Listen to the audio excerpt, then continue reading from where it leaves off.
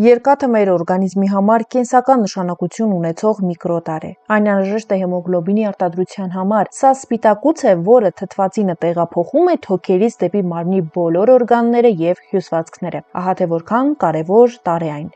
Երբ երկաթի պաշարները մեր օրգանիզմում նվազում են, օրգանիզմը սկսում է ազդանշան ուղարկել, որոնք շատ հաճախ մարդիկ վերագրում են հոգնածությանը, սթրեսին կամ ծանրաբեռնվածությանը։ Դիտեք տեսանյութը մինչև վերջ եւ իմացեք, թե որ նշաններն են վկայում երկաթի պակասի մասին։ Նշան առաջին՝ անընդհատ հոգնածություն եւ թուլություն։ Սա երկաթի պակասի ամենատարածված ախտանիշն է։ Եթե նույնիսկ բավարար քնում եք, բայց առավոտյան արթնանում եք արդեն իսկ հոգնած, օրվա ընթացքում ուժասպառ եք լինում, դժվարանում եք կենտրոնանալ կամ սովորական աշխատանքը ձեզ համար չափազանց ծանր է թվում, ապա պատճառը կարող է լինել հենց երկաթի պակասը։ Եթե երկաթը քիչ է, օրգանիզմը չի կարող բավարար քանակությամբ հեմոգլոբին արտադրել։ Արդյունքում հյուսվածքները ստանում են ավելի քիչ թթվածին եւ մարդը զգում է մշտական թուլություն, էներգիայի պակաս եւ աշխատունակության անկում։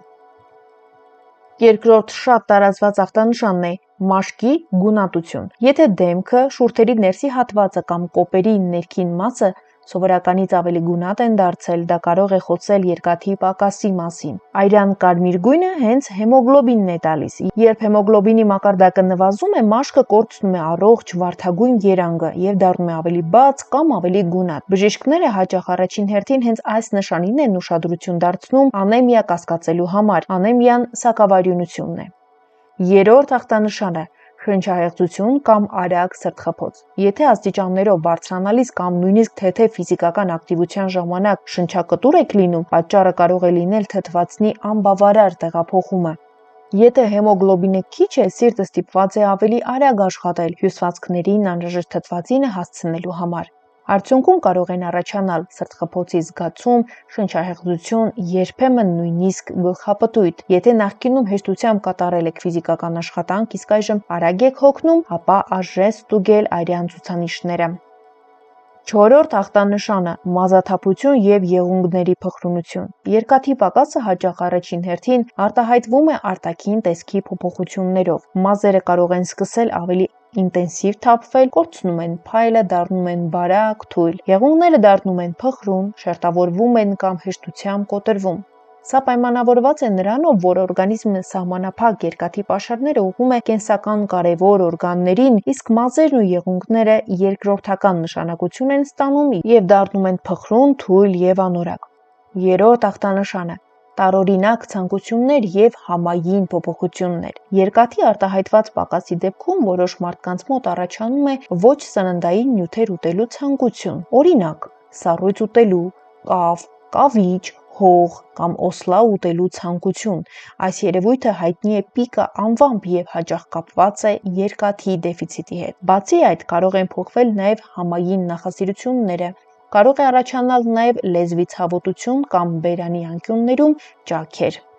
Իսկ ովքեր են առավել ռիսկային խմբում։ Երկաթի պակասը հատկապես հաճախ հանդիպում է կանանց մոտ, առատ դաշտանների դեպքում, հղիների մոտ, երեխաների եւ դեռահասների մոտ, բուսակերների մոտ, ստամոքսաղիքային որոշ հիվանդություններ ունեցող մարդկանց մոտ եւ հաճախակի արյուն կորցնող անձանց մոտ։ Իսկ ինչպես ստուգել եւ հաստատել երկաթի պակասը։ Միայն վերը նշված ախտանշաններով հնարավոր չէ իհարկե հստակ ախտորոշում դնել։ Անհրաժեշտ է կատարել արյան քննություն, հատկապես ընդհանուր արյան քննություն, որը արժի 1500-ից 2000 դրամ, ֆերրիտինի մակարդակ, որը արժի 4-ից 6000 դրամ, շիճուկային երկաթ, որը արժի միջինում 5000 դրամ եւ տրանսֆերինի հագեցվածության ցուցանիշներ։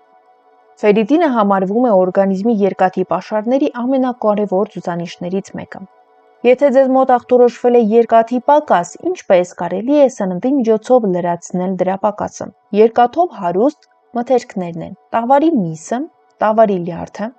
ձուկը, ձուն, լոբազգիները, հատկապես կարմիր լոբին, հնդկաձավարը, գրեչկան, սպանախը եւ իհարկե չրերը։ Այստեղ մի շատ կարևոր նրբություն կա։ Շատ կարևոր է երկաթ պարունակող սնունդը համատեղել վիտամին C-ի աղբյուրների հետ՝ ցիտրուսային մրգեր, քաղցր պղպեղ, կիվի, քանի որ հենց վիտամին C-ն է բարելավում երկաթի ներծծումը։ Միևնույն ժամանակ Ցանկալի է թեյը եւ սուրճը չօգտագործել անմիջապես ուտելուց հետո, քանի որ դրանք կարող են նվազեցնել երկաթի յուրացումը։ Այդ դեպքում դուք հնարավոր է սնունդ օգտագործեք, որպեսզի լրացնեք երկաթի պակասը, սակայն սնունդից անմիջապես հետո օգտագործված թեյն ու սուրճը խանգարեն դրա ներծծմանը։ Եզրակացություն. Եթե ձեզ մոտ առկա են մշտական հոգնածություն, գունատություն, շնչահեղձություն, մազաթափություն կամ տարօրինակ սննդային ցանկություններ, հնարավոր է օրգանիզմը ազդանշան է տալիս հենց երկաթի պակասի մասին։ Վաղ հայտնաբերումը եւ իհարկե ճիշտ բուժումը թույլ են տալիս կանխել սակավարյունությունը եւ վերականգնել բնական էներգիան եւ առողջությունը։